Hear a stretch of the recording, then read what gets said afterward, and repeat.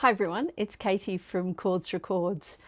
Taylor Swift has done it again, and she's creating an incredible marketing campaign around her The Life of a Showgirl release or pre-order announcement. And it made me start thinking about how clever musical artists have been kind of from the beginning of time about ways that they ensure that they get that extra sale. And today I wanted to talk about sort of 5 different categories that musical artists release, vinyl, cassettes, whatever it is, in a special way that ensures collectability or ensures that it gets the extra few sales. It's totally 100% marketing, and I'm here for it. Like, I'm not apologetic about buying this sort of stuff. I think it's brilliant. I love marketing in music. I'm an artist. I like the artistry around it. And I'm not a Swiftie, but I 100% respect what Taylor Swift does. And I won't hear any kind of nonsense from people talking about it's a cash grab, or it's a, parents can't afford all the copies. Like, she's just being a businesswoman, and I think it's genius. Anyway, I'll get off my soapbox. So the 5 different categories will be multiple variations of the same format. So that's kind of basic collectability. I'm going to look at, for the second one, enhanced limited editions and artistic variants. I'll talk about that. The third one will be alternative and non-traditional formats. And I've got 2 very special items, which I'm going to share with you, which you may not be aware of. The 4th category is exclusive and experiential editions. And the final category is transformative and multi-format sets. So let's kick off with Taylor. As we all know, she's announced the Life of a Showgirl on the New Heights podcast of her boyfriend Travis Kelce and his brother Jason Kelce. And when she announced it, everyone rushed to the website. There was only a black vinyl variant at this point, but I do know that there is going to be at least one other indie variant for independent record stores. There will be others, I'm sure. But she announced for 48 hours only, in her classic way, 4 limited edition CD deluxe sets. So this signaled 2 things to me. The first thing was she's a bit of a forecaster of what's to come, or she's a little bit of a she kind of sets the trend. And I did wonder, because previously she was doing all the vinyl variants. This time she's done CD variants.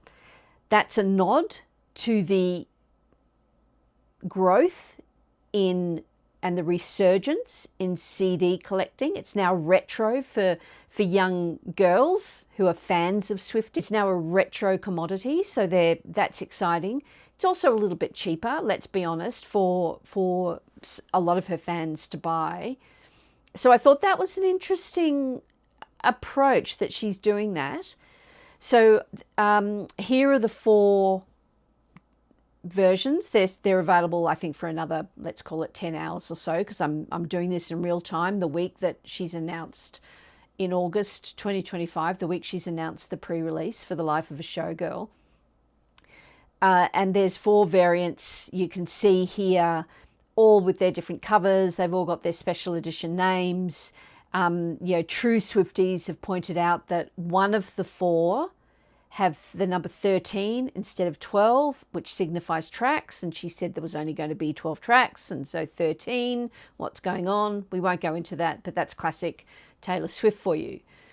So she's a master at this. And so let's look at the first category, which is the multiple variations of the same format. So that's a classic example. She's announced it, and here are 4 different CD versions you can get for 48 hours only. And of course, she did it very famously for her Midnights album. There were 4 editions. I've left the shrink on this one, so it's a bit glossy. But you can see I've got the edition that's 12, 1, 2, and it counted round a clock. If you put them all together, that was the clock version. So that's classic Taylor Swift, releasing multiple versions of the same album. And of course there are color variations, usually cover versions. So I really like this idea because this is not an original idea, but the concept around, if you buy all the albums, it creates one big picture. Many artists have done it over the years. Taylor is just a very recent example, and obviously very topical at the moment. So continuing on with, the first category of multiple variations of the same format. This includes things like picture discs, alternative cover albums, special artwork editions, that sort of thing. So it's the basic release, but here's the different versions. And so, Taylor is a mastermind, but if we look at other examples of this first category, which is just the basic release, here are multiple versions for you to collect, just trying to get that extra sale or for collectability. And a really recent example is Lorde and her fantastic new album, Virgin. So she released this in several formats. I absolutely love her, and I did buy a few versions. One is one that I'm probably not going to play, but it came with a signed card, which I really appreciated. And this was the picture disc, and it's actually a beautiful picture disc. As picture discs go, this is absolutely gorgeous. And I have to say, picture discs are playing so much better now. So it came with that, but more interestingly, because of the kind of the nod to the skeleton, it came in this clear vinyl version. The only thing that was on it was this little sticker that told you what it was if you ever lost it. So you can see how clear it is. You can see my chords records up there. And then on the plastic cover, there was just kind of an imprint of the artwork. And then even more interestingly, at the same time, she released a series of CDs, and she released this clear CD. And if I showed it to you, you would think this was empty. Like, you can see my lamp, you can see my chords records, light, and yet it's not. There is the CD, completely and utterly empty, clear. Isn't it beautiful? Apparently it doesn't play on some CDs. It played on mine, but I must have been lucky. So that's just a sort of a recent example of the basic category of multiple versions. So we've done Taylor Swift and Midnights, and then Lorde. Right, now we come to a very interesting second category, which is where we get a little bit more creative. And this is a category which a lot of people kind of play in. And this is the category of enhanced limited editions and artist variants. This is where you'll start finding die-cut covers, die-cut vinyl, shaped vinyl, flexi discs, all sorts of a little bit more interesting approaches to how they release their music. And I'll start with Taylor again. She famously released this Taylor Swift Lover Live from Paris double die-cut vinyl in a heart shape. She's a master of this stuff. A classic is another version of this category of the enhanced limited edition, of course, is the recent explosion of the zoetrope. The vinyl picture discs that play at a certain speed, I think it's 30 RPM, in a camera, and create animations. I collect a few of these, but I specifically collect ones that come from the soundtracks of cartoons, because it makes so much sense that you're animating a cartoon on your disc. So I'm not that interested in just like flowers, blooming or anything. I'm interested in the traditional version of the zoetrope was before film, and they created these rotating barrels that brought little cartoons to life, and that's what they're replicating. And this was an early version of it from a couple of years ago, Tim Burton's The Nightmare Before Christmas. A couple of years ago, Blood Records in the UK came about, and their blood in their records, but they're liquid-filled records. This is a 1975 version. I've got a few different variations that include sand, flowers, glitter, bits and pieces. I keep this well away from my records. And so that's from Blood Records in the UK. So we're starting to get sort of a little bit more interesting versions, and the bands usually just license the rights for the Blood Records to create a limited version of these. Another one in this category, the enhanced limited editions, are the laser etched. And this was my very first ever laser etched album, Styx Paradise Theatre, which of course was a concept album. Started off with the gala premiere, and then as the record goes on, it goes into abandoned, 30 years later, cinema, the Paradise Theatre. And it came with the most beautiful etched vinyl. See if I can show you on here with the light. There we go, Styx. That was my very first experience of a etched album, and I just fell in love with the concept of there being variations. It was so beautiful, and I loved this album. I used to pore over the cover. And then also my famous collection of the True Colours album. They not only did the basic category of alternative covers, where they have 11 different true colour combinations, but they also had, I'll show you the hype sticker there, the laser etched, says here, new special collector's edition, released not the same year, I have to say, of the True Colours laser etched edition. Look at that, absolutely fantastic. And this is my own copy from New Zealand, my original True Colours. And then there's more die cut. These are all my originals. The Tears for Fears, Head Over Heels. That was my original from the 80s. I guess it would have been 85. And the Thompson Twins, also 80s. And then one of my most prized possessions is the John Cale 1972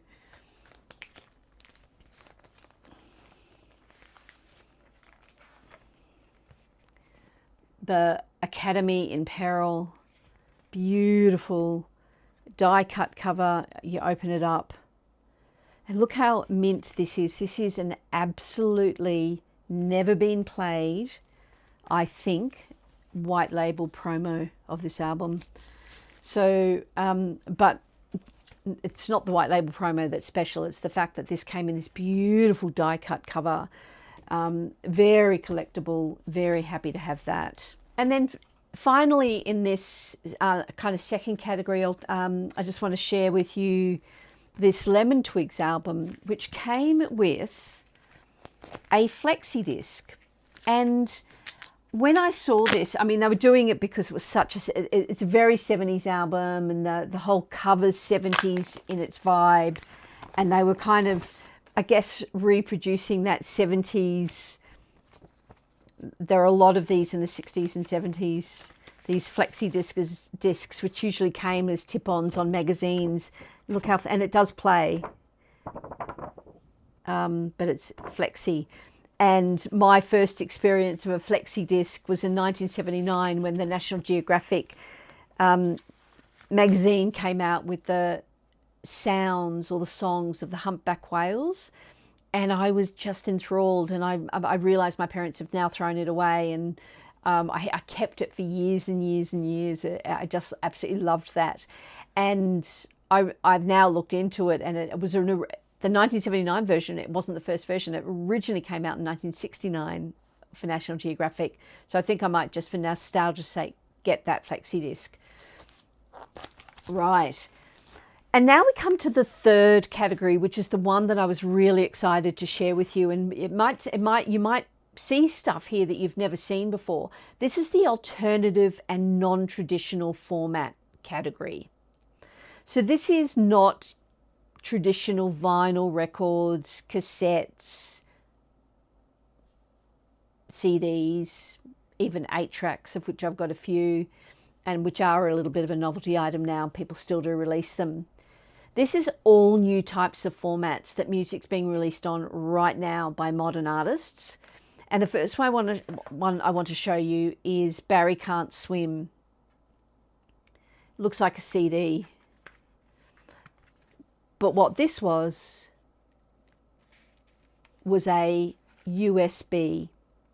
And this is, at the time you could buy his album, pre-order his album in various formats, but the way this one came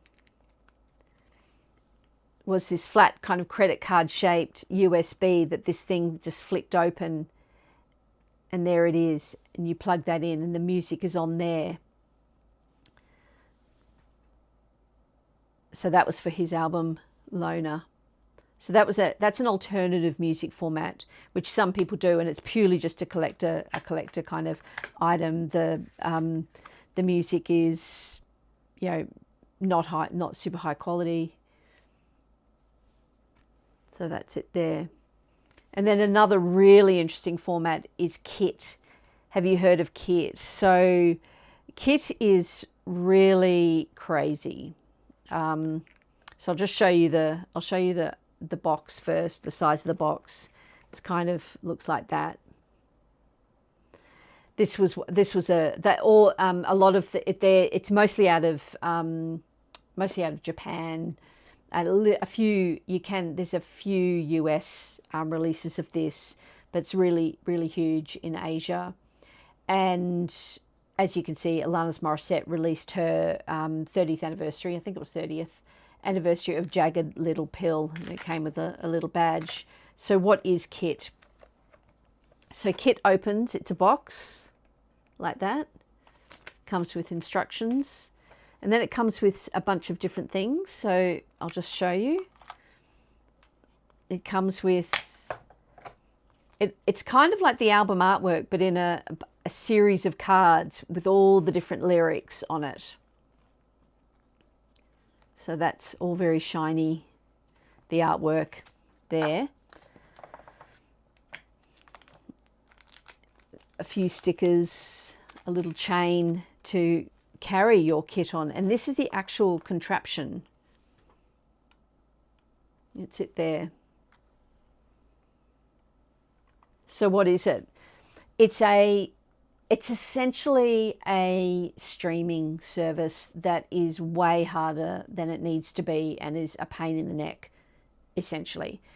But it's collectible, and that's why they do it. So what happens is you download the Kit app, you buy your Kit album, and you hold this near your phone, and it's got beautiful animations on your phone, and it kind of, I might throw in some screen grabs here, and it kind of moves around, and you can get extra notes, and you can even have a chat with the artist. There's a little community section. So there's a whole kind of experience around it.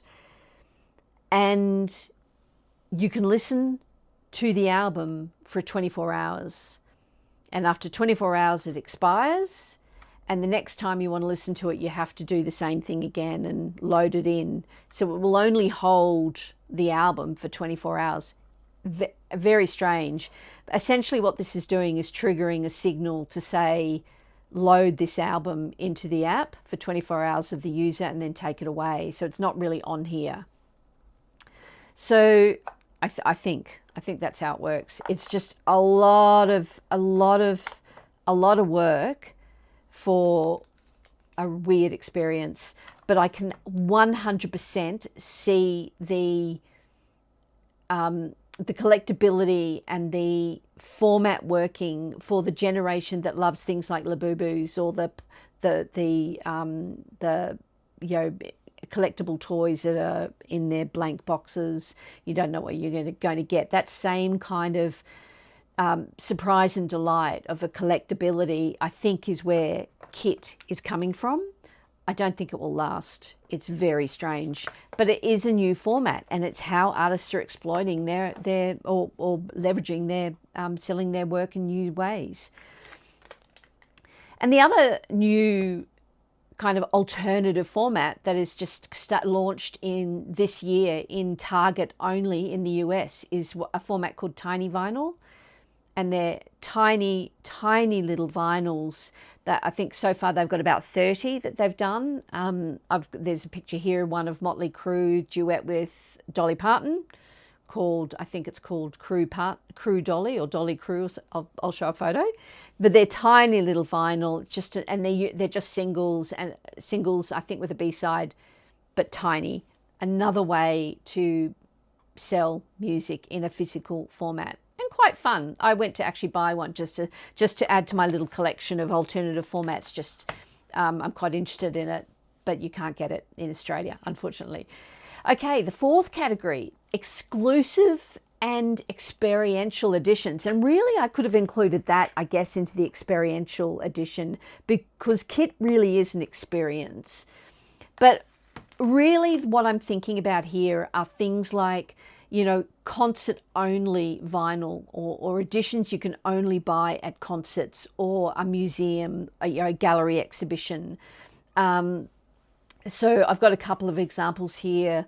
One was Patti Smith's Live in Berlin, which is this really handmade kind of self-released CD that she was selling at her concerts about 10 years ago, signed, only available at her concerts.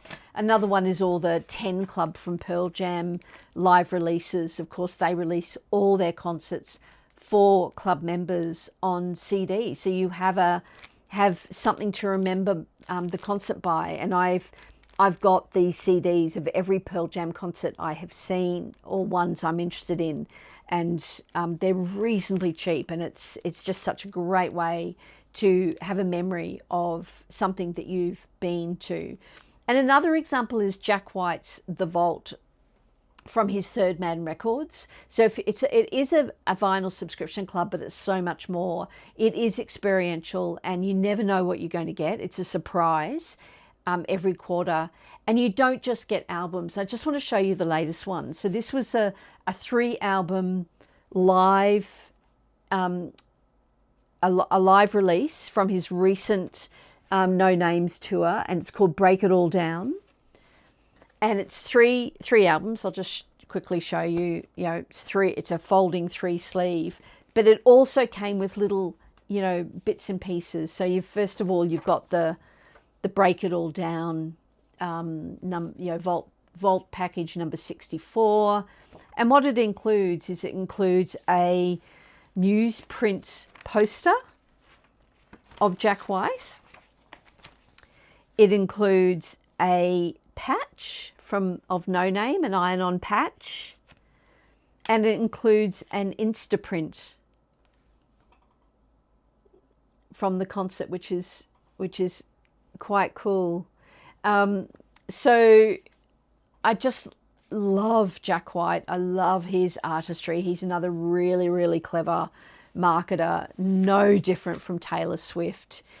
So that's kind of the fourth category of that exclusive or experiential editions. And then the final category is transformative and multi-format sets. So that's complete and hybrid collections. So it could be a box set with CDs, a USB, a book, a vinyl, that sort of thing. I've got quite a few box sets, but I don't think I've got any box sets that have hybrid and really a lot of different things in it. The Joni Mitchell ones that I've been collecting from the Joni Mitchell archive come with a print, which is really lovely. And I guess the most recent extraordinary ones are from both George Harrison, All Things Must Pass, in that massive chest, and John Lennon. Sean Lennon did the most exquisite job on the Mind Games release. and the beautiful box and the Newtopia, the land of Newtopia, and the whole experience of opening that box. I couldn't get enough of the videos of people unboxing them. It was just superb. That is something special in and of itself. So I've put that kind of box set or collection into its own category, transformative and multi-format sets. All right, I hope you've enjoyed this little kind of look at collectability and the artists, and it was inspired by Taylor Swift's latest announcement and her initial pre-release of the exclusive set of the 4 CDs. Let me know if you've got any really interesting types of these different albums I've talked about. And if you like this video, please like and subscribe. I'll see you in the next video.